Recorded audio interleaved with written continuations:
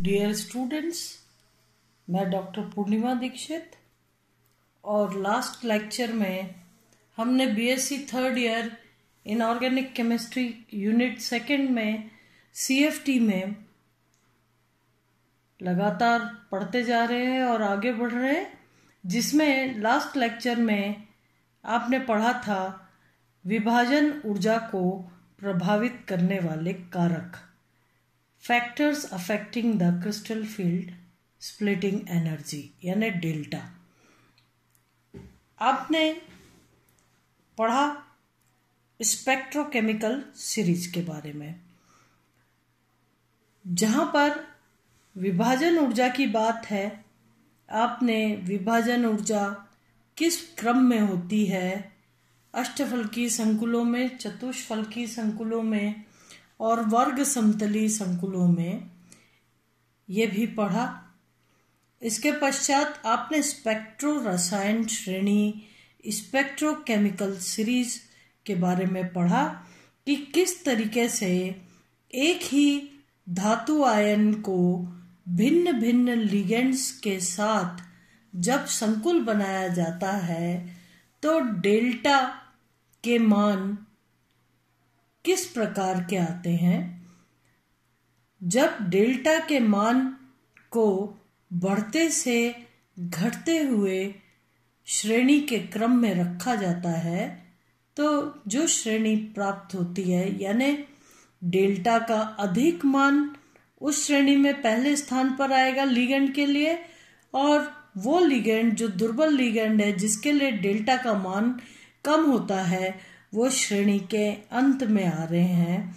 इस प्रकार की जो श्रेणी है वो स्पेक्ट्रोकेमिकल सीरीज या स्पेक्ट्रो रसायन श्रेणी कहलाती है। इसी प्रकार से धातु आयन के लिए भी एक श्रेणी तैयार की गई, जो कि मैंने लास्ट लेक्चर में आपको बताई थी, और वो उसमें भी ये पाया गया कि जहां पर धनावेश की मात्रा धातु आयन पर अधिक होती है वहां डेल्टा का मान भी अधिक आता है, क्योंकि आप जानते हैं कि आवेश की मात्रा अधिक होगी धातु आयन पर तो वो लिगेंड को अपनी तरफ अधिक ऊर्जा से आकर्षित करेगा या अधिक आकर्षण बल से अपनी तरफ खींचेगा, और ऐसी कंडीशन में जो है लिगेंड धातु आयन के करीब आने की कोशिश करेंगे। इसलिए जो धातु आयन में इलेक्ट्रॉन्स हैं उनसे लिगेंड का प्रतिकर्षण अधिक होगा और डेल्टा का मान अधिक आएगा, और इसके लिए जो धातु आयन की सीरीज है वो भी पिछली बार हमने डिस्कस की थी। अब ऐसे कौन से कारक हैं जिनसे डेल्टा का मान अधिक होगा, ठीक है। तो इसमें सबसे पहले है charge on the metal ion, धातु आयन पर आवेश की मात्रा। हमने इस चीज को पहले भी पढ़ा था और मैं अभी भी आपको दोबारा बता रही हूं कि जब धातु आयन पर आवेश की मात्रा बढ़ेगी तो क्या होगा, धातु आयन अधिक आकर्षण बल से लिगेंड को अपनी तरफ आकर्षित करेगा, और लिगेंड धातु आयन के जितना करीब आना चाहेंगे, जितने धनावेश के करीब या धनावेश से उनका आकर्षण होगा, उतना ही उस धनायन के चारों तरफ के जो इलेक्ट्रॉन हैं, यानी न्यूक्लियस के चारों तरफ इलेक्ट्रॉन्स हैं, उनसे लिगेंड के इलेक्ट्रॉन हैं वो उनसे प्रतिकर्षित होंगे, और इसलिए डेल्टा का मान अधिक होगा। जैसे अगर हम उदाहरण के तौर पर देखें तो धातु आयन पर आवेश के बढ़ने के साथ वह लिगेंड को और भी अधिक आकर्षित करेगा, जिससे डेल्टा के मान में वृद्धि होगी, ठीक है। अगर उदाहरण के तौर पर देखो तो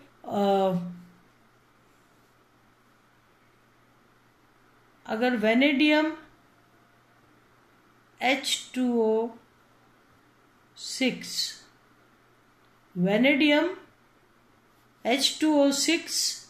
2+ आयन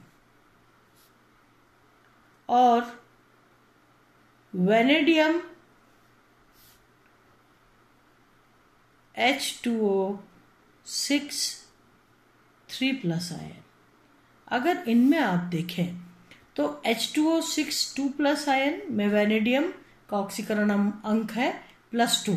जबकि वेनेडियम H2O3 आयन में वेनेडियम का ऑक्सीकरण अंक है 3+ या +3। अगर इसके लिए देखा जाए तो वेनेडियम 2+ आयन के लिए डेल्टा O का मान जो है,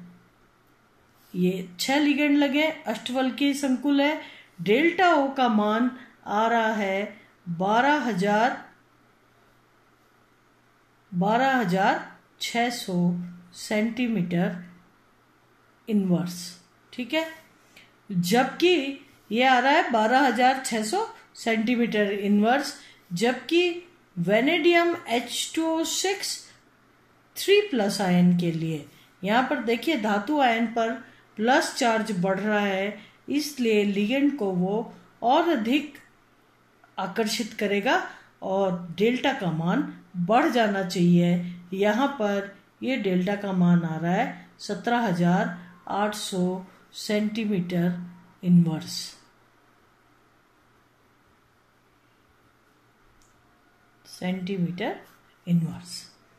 ठीक है, तो धातु आयन पर जैसे ही आवेश का मान बढ़ेगा वैसे ही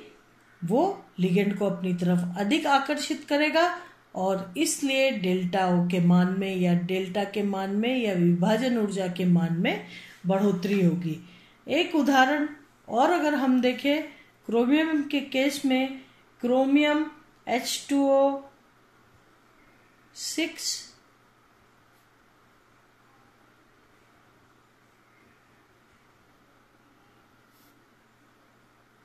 2+ और 3+ के केस में देखें तो क्रोमियम H2O6 2+ में जो डेल्टा O का मान है वो आ रहा है 14,000 सेंटीमीटर इनवर्स, 14,000 सेंटीमीटर इनवर्स, जबकि जो क्रोमियम H2O6 3+ है इसमें